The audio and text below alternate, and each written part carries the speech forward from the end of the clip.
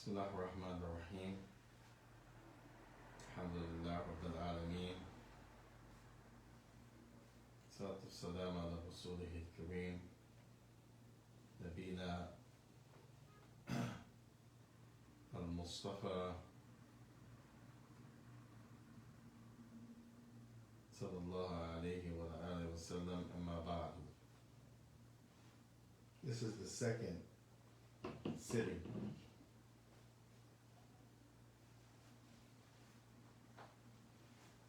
second conversation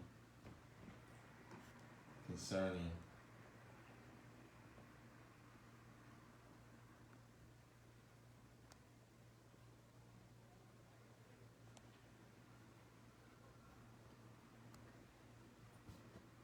the issue of fasting.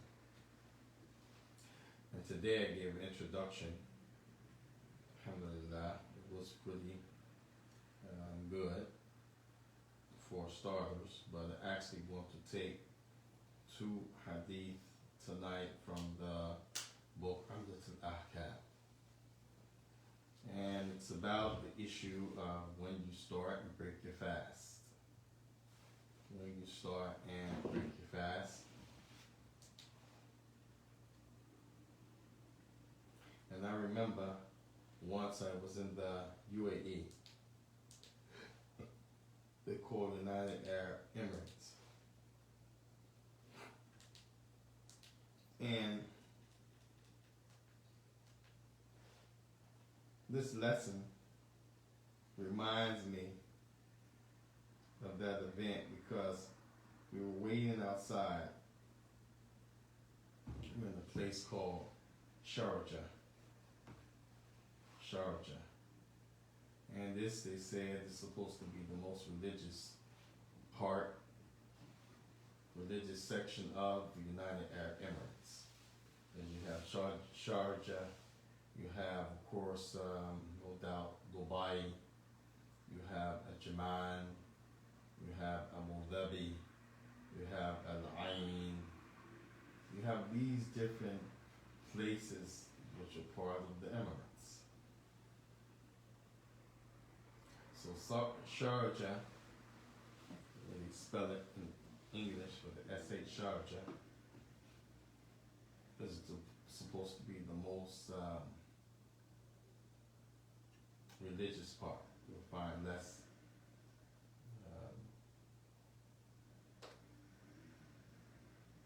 I would say lewdness and disobedience and people more upright and religious there. So I was in that part of the Emirates, and we were at this big masjid in which you break your fast outside.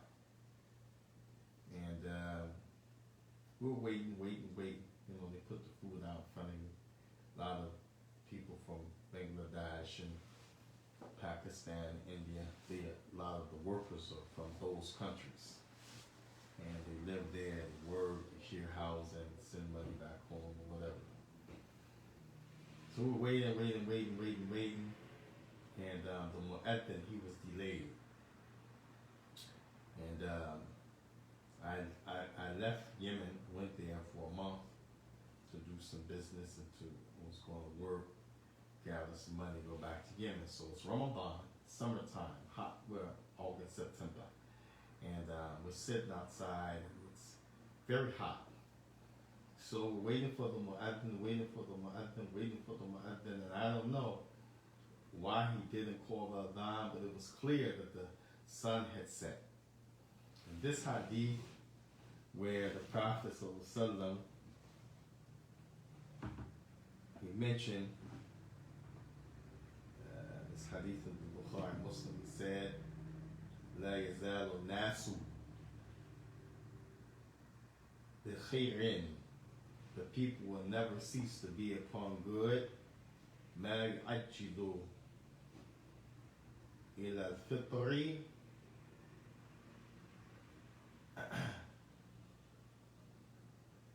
ويؤخر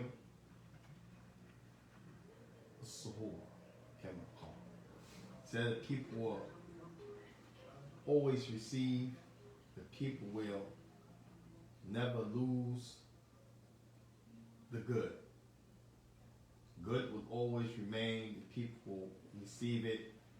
They will continuously be people that receive the good, a goodness of life in this world and in the hereafter, so as long as they are people who follow my way. And the way the prophet explained that, said, so as long as those people and follow my way, they don't delay the breaking of the fast. When it's time, they don't procrastinate. يعجلوا إلى الفطر. They break it. ويؤخر. نعم ويؤخر يعني السحور. And when it comes time for taking the morning meal, they eat that meal as close as they can to the time of Fajr. They don't eat it 2 hours before, hour and a half before,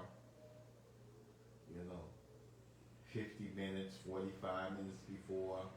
As many hadith, the Prophet ﷺ was recorded, he would, have enough time to read 50 ayah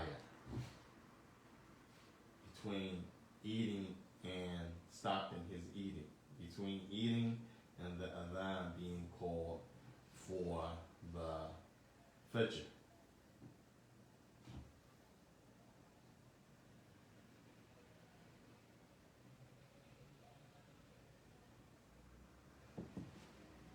And we know that the Prophet ﷺ, he said, Kulu washrabu,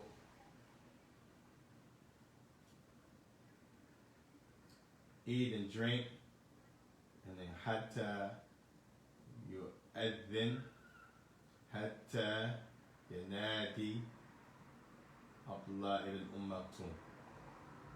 So this shows you that the issue of not procrastinating.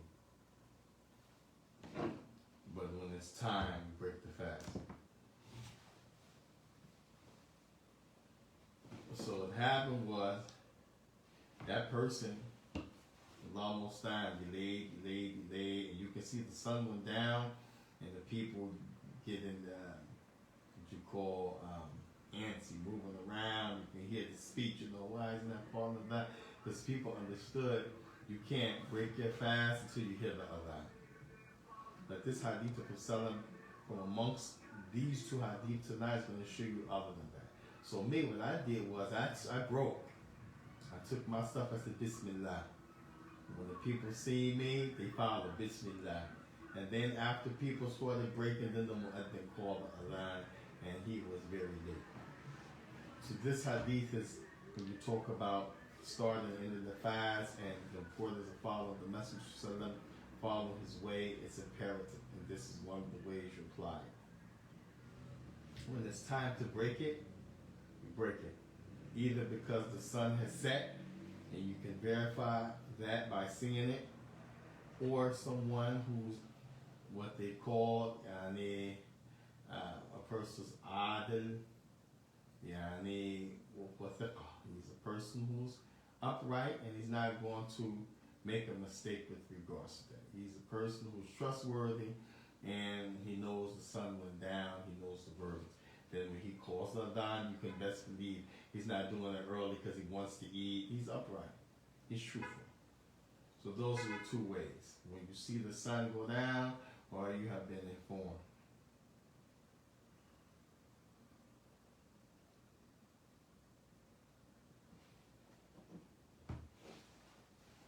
So this hadith shows the importance of sticking to the sunnah of the Prophet ﷺ.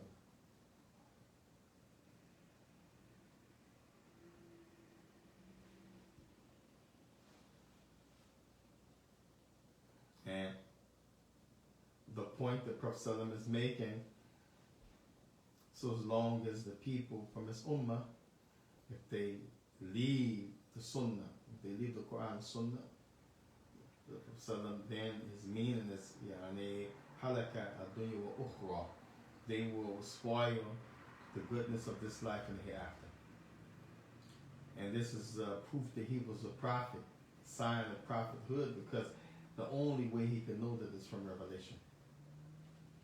And the ulama, they say, وَمَنْ تَرَكَ يعني هذه السنة نُزِعَ شَيْءٌ مِنَ الْخَيْرِ. And one of the things the ulama they mention of Islam is when you leave something off that's from the sunnah, then you actually decrease in your goodness. When you leave something off that's from the guidance of the Prophet ﷺ, you stop doing it or you abandon it, that's actually a way to decrease in your goodness. And that's what the Prophet said, يعني ما يزال الناس بخير يعني ما يؤجل إلى الفطر. The people will never cease. They would not change from being upon good, so as long as they hasten to break the fast. In the hadith of Umar bin Khattab, we mentioned when you see the sun set from this place and you see it rise from that place. So the speech of the Prophet is clear with regards to speech, and he's actually showing you physical example. And some people will take this as, okay, it's a light issue, but when you peel back the onion, the Prophet is telling you in the clearest language, even though this is an issue of taking a morning meal before you fast and breaking it at the end of the day of fasting, the concept holds true. Any type of good that we want to receive is not only in what's inward, how we feel, think, believe, but it's outward. It's outward. And that's why I said inward and outward. It's your actions as well. And the Prophet is showing you from the smallest to the biggest things, whatever is considered from what he brought as a guidance, whatever is considered from his prophetic way, then to leave that, to abandon that, then eventually you're going to lose some good, you're going to lose some good, you're going to lose some good, you're going to lose some good, until perhaps you'll be destroyed. So until perhaps you'll be destroyed. SubhanAllah. So this hadith, you learn the benefit of what the Prophet is saying. The Ta'jil al-Fitri is from the way of the Prophet. And Ta'khir al-Suhur is from his Sunnah, those two extremes.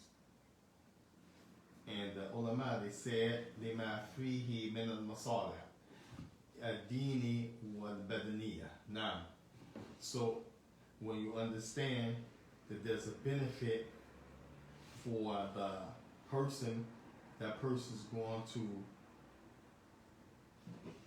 rush to the issue that the Prophet is talking about because he realized yu'mahu, he's going to be rewarded. The second thing is going to be lahu masalih. It's going to be a tangible benefit. What is the benefit? The Prophet said, the issue of not procrastinating when it's time to eat. And the issue of making sure you take your meal as close to the time of cutoff, which is Fajr. Why? Because the closer you eat to Fajr, the less you'll be hungry as opposed to the further you eat away from the Fajr.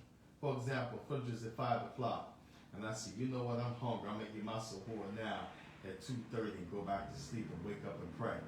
By the time I wake up to pray Fajr at 5 o'clock, some of that food is already digested. 2:30, 3:30, 4:35, that's 2.5 hours.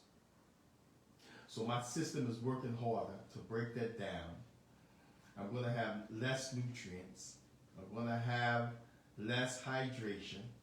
And guarantee you, it's going to be longer for me to wait to eat and drink again. So the benefit of eating and drinking, as Salam mentioned, ta'akhir suhoor, you're going to delay it as close to Fajr as possible. There's a reward in following him in that. And there's a reward and benefit physically by doing that. Likewise, with the issue of not procrastinating to break the fast. Here it said ta'ajjal. Here you could say hastening, but it also means not procrastinating. Not delaying it beyond time. And that is one of the things that the Yahudi, they used to do, the Jews. They delay the breaking of the fast until they see the stars. So the Prophet didn't tell us to do that. He said in the rule, when the sun goes down, that's it. You're not going to see the stars when the sun first set. You have to wait a good 10, 15, 20 minutes, then you can look and see the stars. So that's more hunger, more stress on the stomach, more pain, more frustration. Why? Why put yourself through that? So here, the Prophet is talking about this issue of hastening and not delaying the breaking of the fast when it's time. And delaying and not eating too early when it's time to eat the morning meal while it's dark before Fajr. You get a reward because you're following the Prophet, and you also get a physical benefit, something you can reap and see, something spiritual and physically of a reward. And this is a very important point when we talk about following the Prophet. It can't be something just theoretically. It can't be something that's just a quote or understanding or a type of practice. It has to go further than that. It has to be something beneficial, something tangible, in your life that you could gain some type of practical benefit from. And this is why Allah Ta'ala's Prophet explained it in those terms of hastening to break it and delaying the eating of that meal. Why? Because there's a physical, tangible benefit that you reap, not just a spiritual reward for following the Prophet, but physically your body, your stomach, that person will see the difference in that. And this is a blessing in itself from our Prophet ﷺ, this guidance that he left us concerning eating, breaking the fast, and concerning taking the meal in the morning.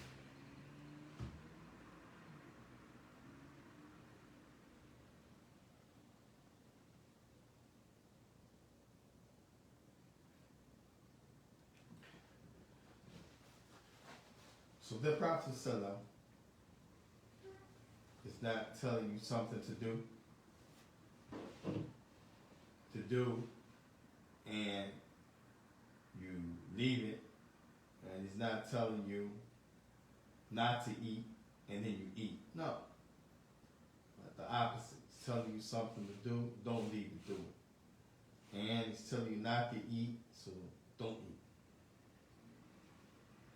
And if a person violates that person, will destroy himself, and you will put your body through more difficulty than Allah subhanahu wa ta'ala intends for you, and you will make some prohibition on yourself indirectly by prolonging the issue of fasting, where you should break the fast, as the Prophet told you, when the sun goes down. Now, and a person shouldn't do something based on what he thinks or what he feels, but this is the issue of deen, believing and following the Messenger Sallallahu Alaihi Wasallam. So this hadith is the hadith of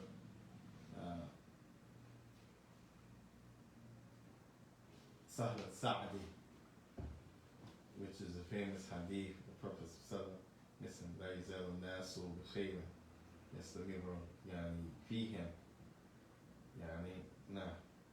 هم على خير يستمر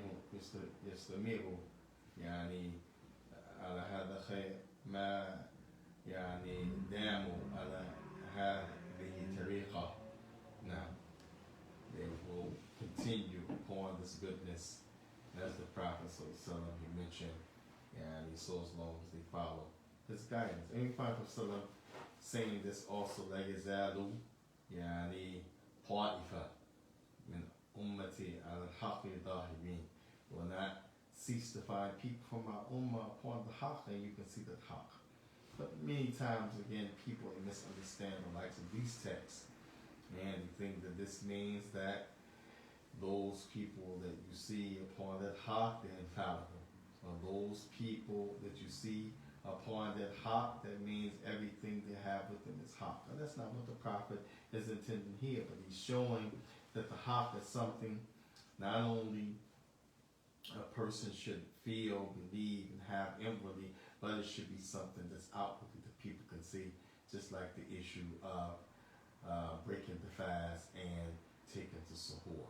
And the bigger part of this, the bigger picture, is that the following of the Prophet ﷺ is not just the issue of inward actions, as they say, an amal qalbiyya, which we say is your faith or your belief or your creed, your aqidah, but it's also a tatbiq, an amalu wal ittiba' bihi sallallahu alaihi wasallam, following the Prophet sallam and doing those actions in accordance to what we have of belief and what we have of faith, what we have of creed.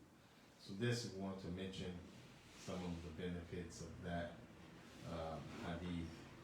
What Prophet mentioned, the people will always be, they will never cease to be upon goodness, so as long as they do those two things. They break the fast when it's time, they don't delay it, and they delay the breakfast, the morning meal, closest to the fajr as they can.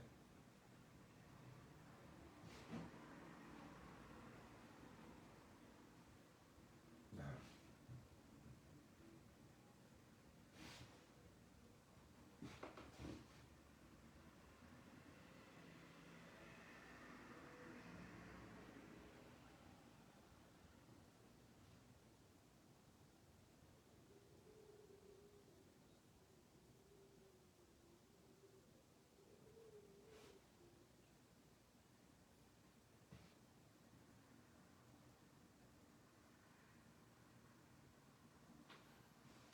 Imam al-Maqdisi, he said, "Ma yukhadu min al-hadith," the things that we extract from the hadith.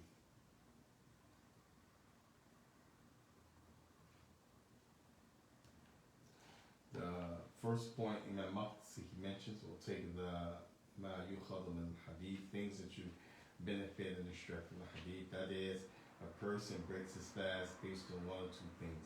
Ruya, what he sees of the breaking, what he sees of the sun setting, as the Prophet mentioned that, Shams, in the other hadith, the sun setting, or a khabr thiqa, meaning the person who's calling the adhan. He's trustworthy, he's upright, which shows you that the mu'adhin shouldn't be a person who's ignorant of the thing that he's doing, the adhan in their qam. He should be educated. If he's going to be, as described, khabr thiqa, it's going to be information that's thiqa. The thiqa includes a person having knowledge, a person being upright. So these are the two ways that you break your fast. Not just you wait for the adhan, but if you see it set, you break it. So that's one of the first things Ibn al-Qudama al-Maqdisi he mentions from the hadith. Now,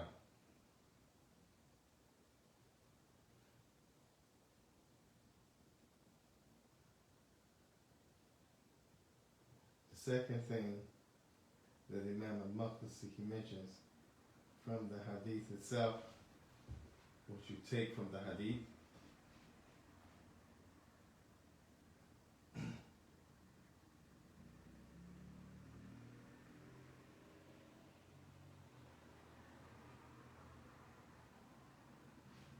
that person will lose the benefit and some of the sunnah will be lost if they don't hasten, they delay the breaking of the fast, and some of the benefit and sunnah will be lost from their person if they eat too early. So this shows you one of the ways to lose out in your reward and to decrease in sunnah is to oppose the sunnah. to oppose the Sunnah of the Prophet. And this isn't something like eating and drinking in Ramadan before the fast and breaking the fast. So if that's in the case of something like this, what about in the bigger things? How we have decreased in the issue of reward, how we have decreased in the issue of brother and sisterhood, how we have decreased in the issue of purification of the soul, how we have decreased as it relates to gaining true knowledge, because remember, knowledge is supposed to be something that we can see the results of in a positive way. We have very much decline in that area. The issue of putting our monies and spending it in the right way, decline in that. So many ways we see we have lost and we have declined in Sunnah because of that opposition to the Sunnah itself. So this is one of the benefits that Ibn al-Qadama mentions in this section. What we can take from the hadith is that those people, not only they lost, but they increased in Sunnah when they went against the Sunnah of the Prophet sallallahu alaihi wasallam.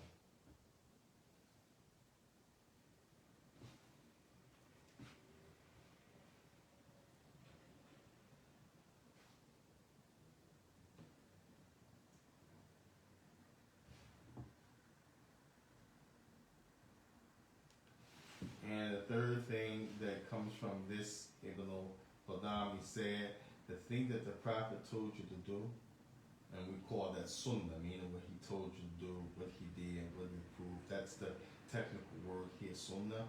That thing is not something that goes against the nature of the person. That was what Sallam told you about breaking the fast when it's time, not delaying it, and eating as close to the cutoff point as you can so that your fast could be more complete and you'll be a person who has less time to fast and someone who eats their meal too early. All of this is something not only that matches the desires and the nature of the human being, but it goes with the nature of the human being. It's something that, as we say, naturally a person would understand and want to do. Who would want to eat hours before the cutoff if he knows there's going to be a cutoff? Now, who would want to prolong eating and drinking when he's hungry and thirsty and he's allowed to eat and drink? No one in his right mind. And that's what he said,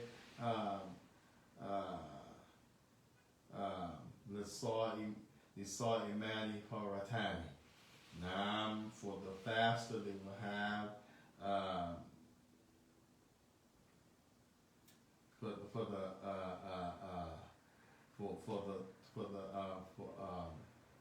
he said for the faster, yani Faratani, yani Farh and the Fitrahi wal Farh and the Liqa Rabbihi or Kama. He said the fasting person. This Sa'imina Faratani. For the people who are fasting, there will be two special times of delight and joy. When they break their fast and when they meet their Lord. Why would it be a pleasure and a delight when you break your fast? Because you're hungry. You can't wait. Yes, the soul is reaching out for thirst and something of quenching it. And the soul is reaching out for nourishment because it's been going without it all day. And of course, when you meet your Lord, Allah will be pleased with you. The Sa'imin that will have some of the greatest reward in the hereafter. So of course, you'll be happy in that day. So this shows you the benefit that the deen of Allah subhanahu wa ta'ala, He revealed it and made it to fit the nature of the human beings, to make it easy for the human beings to accept and to apply and to benefit from the deen of Allah tabaraka wa ta'ala.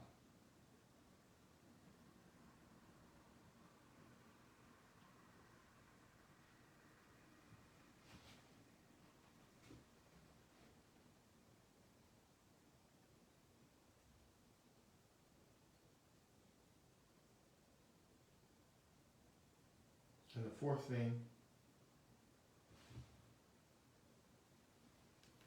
it's a sign of prophethood.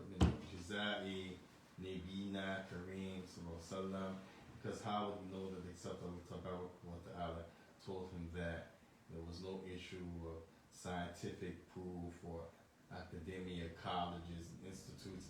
How would the Prophet know that issue, the benefit of breaking the fast when it's time, not delaying it, that it would make more strain and difficulty on the body, and the benefit that the person would gain by breaking the fast without delay, and the benefit the person would gain by eating as close to the cutoff as opposed to stretching out the meal further away from the cutoff, which is the fajr. So all of this is from the signs of Nabuwa, and the Prophet he mentioned, Barakallahu fikum to Umar, when you see the sun set from this place, you break your fast. And when you see the day coming from this direction, then you cut off your eating and drinking. هذا صلى الله وسلم وبارك على نبينا محمد وعلى آله وأصحابه وسلم تسليما كثيرا. الحمد لله رب العالمين.